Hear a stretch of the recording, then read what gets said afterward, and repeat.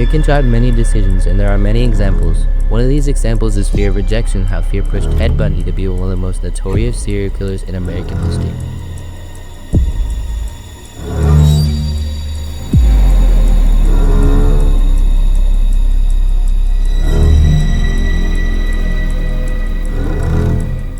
Cold Case Refroze. I'm your host, Tanger, and I'm your host, Gail Cassidy. Today, we're going to talk about fear and how it can control us and drive us to do something insane. We'll also talk about fear having a larger field of context than what it really means.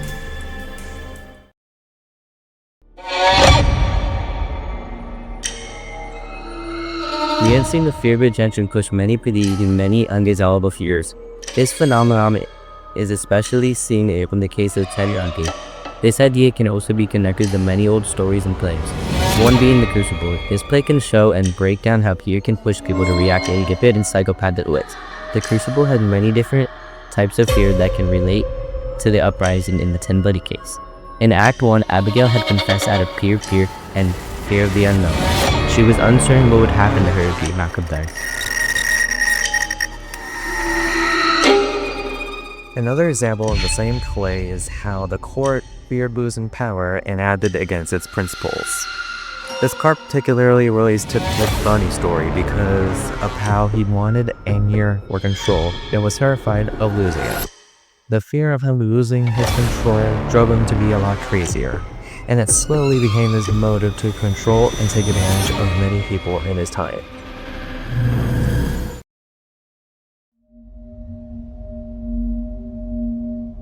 Ted Bundy is one of the most prolific serial killers who is known for luring his victims, usually women. His charismatic tone easily conceals his true intentions.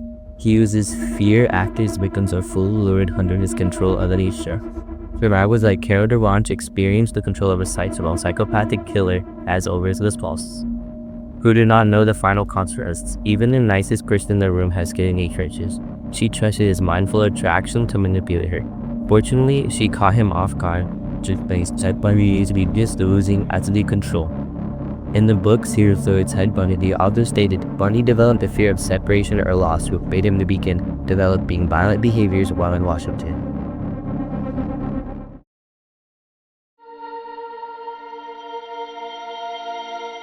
To cope with fear, you first have to reveal what fear we're dealing with. In this case, fear of abandonment. It is one of those fears that motivated Ted Bundy. His early rough childhood influenced his adult life. For most, coping seems easy with achievements and reflection. In some cases, like Ted Bundy, it is normalized behavior that's morally right in one's mind. Why? And it may seem simple to let go and change, then work pulls back that mindset. Influence. No matter someone's past, later influences can shape your mind and change your ideology and beliefs. Or an individual can change their mindset.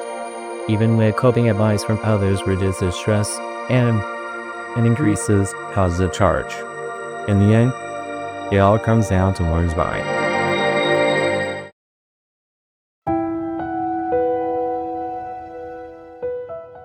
Now we are going to interview one of the most known survivors, Bundy. What Carol has to say is how Ted Bundy acted upon her and how her story went down. Carol DeRange. What was the fear Ted Bundy had brought to you at the moment? Fear of not knowing what's really, out there. Someone gets a grip of you, just like that. You wouldn't know when to get out. When you're in control of somebody, you don't really know what they're gonna do next, where they be taking you. That's what he did mostly with me, He first came to me when I was walking by. He told me that my car was somewhere, and I followed him. He wanted me to take this station. I thought that was a standard procedure. So when I got there, he handcuffed me inside, and I didn't know what to do after that. I thought I was actually getting arrested, but then I got threatened with a gun, so it felt like was out of control or something. Thank you.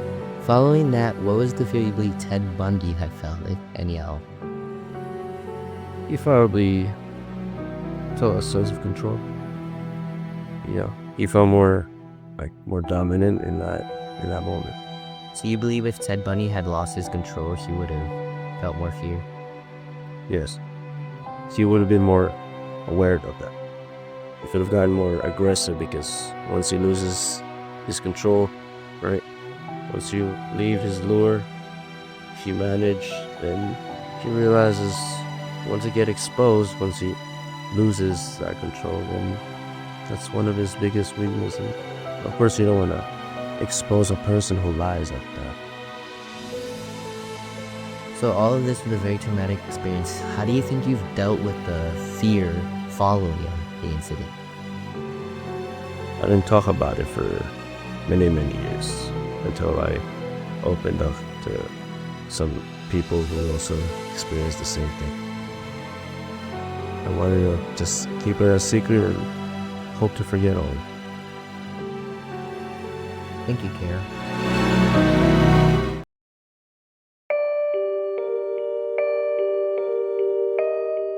What to take away and learn from here is how fear and mental health cause people to be so insane and psychopathic.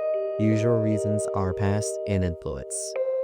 Our young minds cannot comprehend the difference between reality and the play. Something like constant arguments will be placed upon your shoulders, with the exception of a strong mind that can leave a memory behind.